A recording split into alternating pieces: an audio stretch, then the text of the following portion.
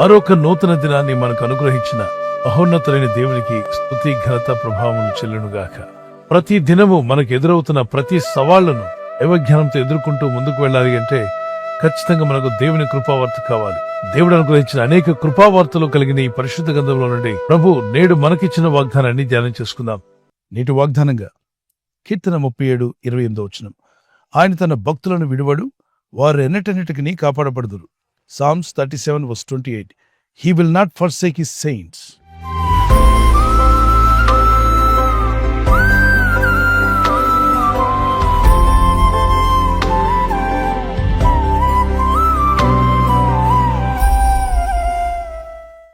ఒక ఐశ్వర్యవంతుడైన తండ్రి తన పిల్లల కాపుదల కొరకు తన పనివారిని ఏర్పాటు చేస్తాడు. పిల్లలు స్కూల్కి వెళ్తున్నా, కాలేజీకి వెళ్తున్నా, ఒకవేళ వారు ఆటలాడుకోవడానికి వెళ్తున్నా పనివారిని వారితో కూడా పంపిస్తాడు. కారణం ఐశ్వర్యవంతుడు కాబట్టి తన దగ్గర అనేక మంది పనివారు ఉన్నారు కనుక కొంతమంది పనివారిని తన పిల్లల క్షేమార్థమై కేటాయిస్తాడు. అలాగనే సృష్టికర్త అనే దేవుడు తన దగ్గర ఉన్న దూతలను, ఆయన సన్నిధిలో ఉన్న దూతలను తన ప్రజల కాపుదల కొరకు పంపిస్తాడంట. యెహోవా యందు భయభక్తి గల వారి చుట్టూ ఆయన దూత కావలుండి వారిని కాయుచున్నదని 34వ కీర్తన 7వ వచనంలో మనం చదువుతాం. ఆయన సన్నిధి దూత వారికంటే ముందుగా వెళ్తూ వారికి మార్గములు ఏర్పాటు చేసిందని చూస్తాం. అందుకే మన పిల్లలకు దేవుని యందు భయభక్తి కలిగి ఉండడం నేర్పాలి. దేవుని యందు భయభక్తి కలిగి ఉండడం అంటే పాటలు పాడి ప్రార్థించి ఈ చర్చికి రావడమే కాదు, ఆయన ఆజ్ఞలు గ్రహించి వాటిని పాటించడం వారు నేర్చుకోవాలి. ఊహ వచ్చిన ప్రతి చిన్న బిడ్డకు ఎదుగుతున్నప్పుడు తప్పు ఏదో ఒప్పేదో అర్థమైపోతుంది. ఎందుకంటే మనుషుల్లో మనస్సాక్షి ఉంది. ఈ మనస్సాక్షి గద్దిస్తూ ఉంటుంది. అందుకే చిన్నపిల్లలు చూడండి, తప్పు చేయడానికి భయపడతారు, వెనకాడతారు. ఏ దేశంలో అయినా మైనర్స్ తప్పులు చేస్తే దాన్ని సీరియస్గా తీసుకుని వాళ్ళని కూర్చోబెట్టి ఇంట్రాగేషన్లో అడుగుతారు, ఎవరు ప్రభావం వల్ల మీరు ఈ పని చేశారు? ఎందుకంటే వీళ్ళు ఈ చిన్నతనంలో మంచి మనస్సాక్షి కలిగి ఉంటారు. అలాంటి తప్పులు చేయడానికి, అలాంటి ఘోరమైన నేరాలు చేయడానికి వీళ్ళ మనస్సాక్షి ఒప్పుకోదు. మానవుల్లో ఉన్న మనస్సాక్షి అంత బలమైంది గనుక ఈ చిన్నతనంలో ఇంత ఘోరమైన కఠినమైన మనస్సాక్షి ఎందుకు వచ్చింది వీరికి? ఇదో పెద్ద ప్రశ్నార్థంగా మారి పోలీసు వారు అలాగే ఆ యొక్క ఇంట్రాగేషన్లో వారిని అనేక ప్రశ్నలు అడుగుతూ ఎలాగని రాబడతారు. వీళ్ళు వెనక ఎవరన్నా కఠిన హృదయం కలిగినటువంటి మాఫియా ఉందా? దుష్టులు ఎవరైనా ఉన్నారా? చెడిపోయిన మనస్సాక్షి గలవారు ఈ యవన బిడ్డలను దారి తప్పించారా? ఈ మైనర్స్ ఇలా చెడ్డ పనులు చేయడానికి, ఇంత క్రూరమైన పనులు చేయడానికి ఎవరో వీళ్ళని దారి తప్పించారని వారు ప్రయత్నం చేసి తెలుసుకుంటారు. అది సినిమాల ప్రభావం కావచ్చు, దుష్టుల ప్రభావం కావచ్చు, చెడు స్నేహితుల ప్రభావం కావచ్చు, వీళ్ళకన్నా పెద్ద వయసులో ఉన్న దుష్టులై ఉండొచ్చు, మూర్ఖులై ఉండొచ్చు. ఆ చిన్న బిడ్డల మనస్సాక్షిని ఆ విధంగా ట్యూన్ చేసి పాడు చేసే అవకాశం ఉంది. అయితే సహజంగా చిన్నపిల్లలు ఎవరు కూడా వాళ్ళలో ఉన్న మనస్సాక్షి గద్దింపును బట్టి తప్పు చేయడానికి వెనకాడతారు. జానీ జానీ ఎస్ పాప అనేటువంటి ఒక పాట మనం వింటూ ఉంటాం. వాడిని గట్టిగా గద్దిస్తాడు, నోరు తెరుస్తాడు. అవును, నేను తిన్నది తప్పు అయిపోయింది. వాడు మొదట్లో కాదంటాడు, తర్వాత నోరు తెరవమంటే నోరు తెరుస్తాడు, వాడు తిన్నదేంటో బయటపడిపోతుంది.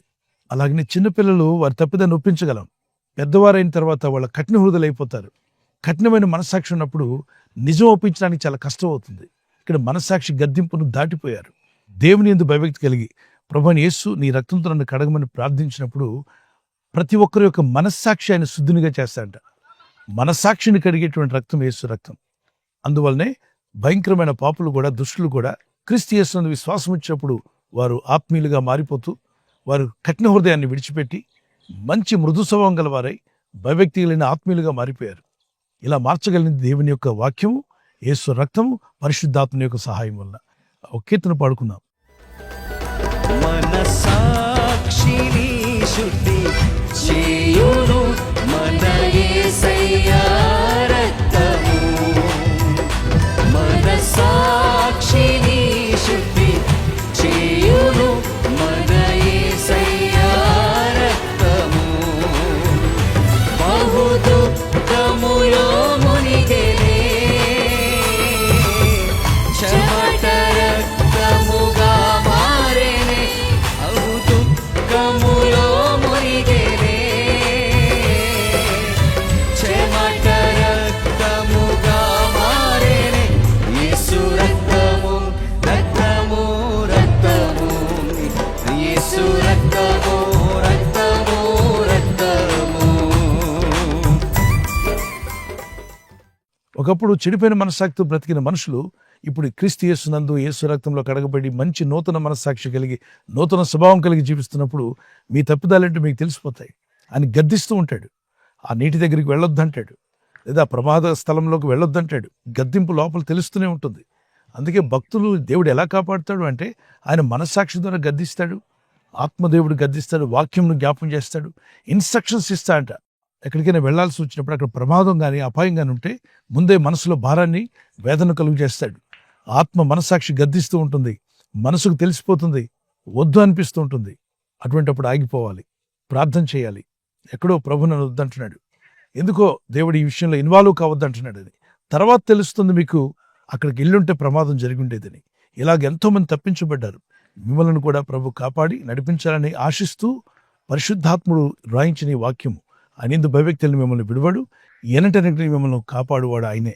చిన్న ప్రార్థన చేసుకుందాం. పరిశుద్ధమైన మా ప్రియ తండ్రి, నీ యందు భయభక్తి గలవారిని ఎన్నడూ విడవనని, ఎనటెనటికీ కాపాడువాడు నీవని, నీ ఆజ్ఞలను పాటించే మనసు మాకు దయచేసి మీ యందు భయభక్తి కలిగి జీవించే కృపనివ్వండి.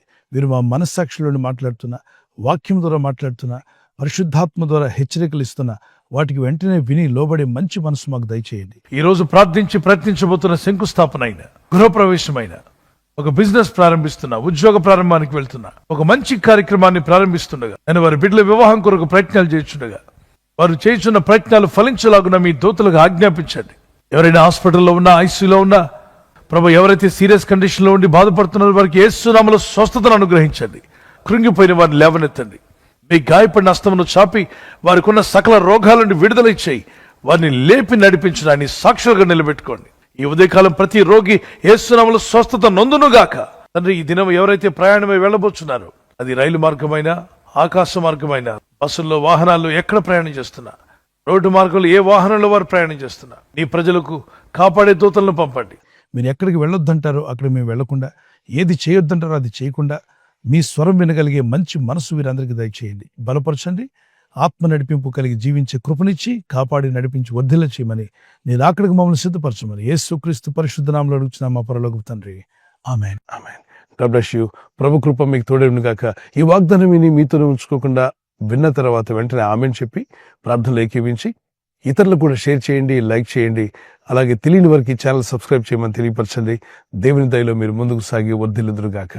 క్రీస్తు యేసుకు సమాధానం మీకు, మీ కుటుంబానికి సదా తోడే నడిపించునుగాక. ఆమేన్.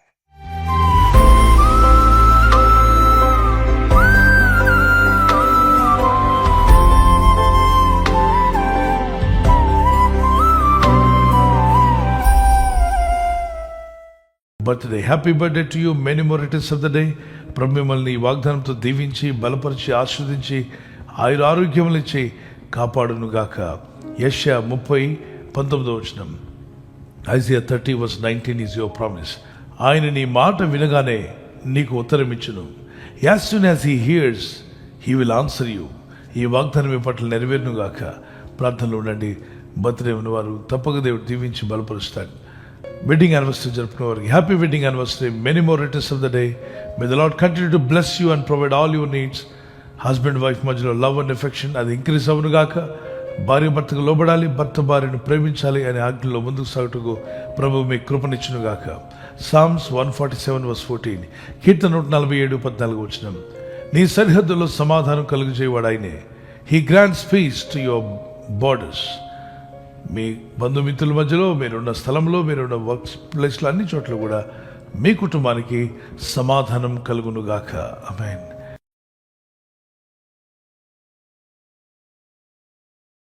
ఈ ఛానల్ మీరు సబ్స్క్రైబ్ చేసుకోవడం వలన 2 పనులు జరుగుతున్నాయి. ఒకటి, సువార్త జరుగుతున్నది, ఆత్మలు రక్షించబడుతున్నాయి. రెండవది, పేదలకు, అనాథలకు ఈ ఛానల్ ద్వారా సహకారం అందించడం జరుగుతుంది. మనం సబ్స్క్రైబ్ చేసుకోవడం వలన అందరికీ సహాయం చేసిన వారమవుతున్నాం. ఖచ్చితంగా ఈ యూట్యూబ్ ఛానల్ లో సబ్స్క్రైబ్ చేసుకొని బెల్ బటన్ ను క్లిక్ చేయండి. మీకు వెంటనే మెసేజెస్ పంపబడతాయి.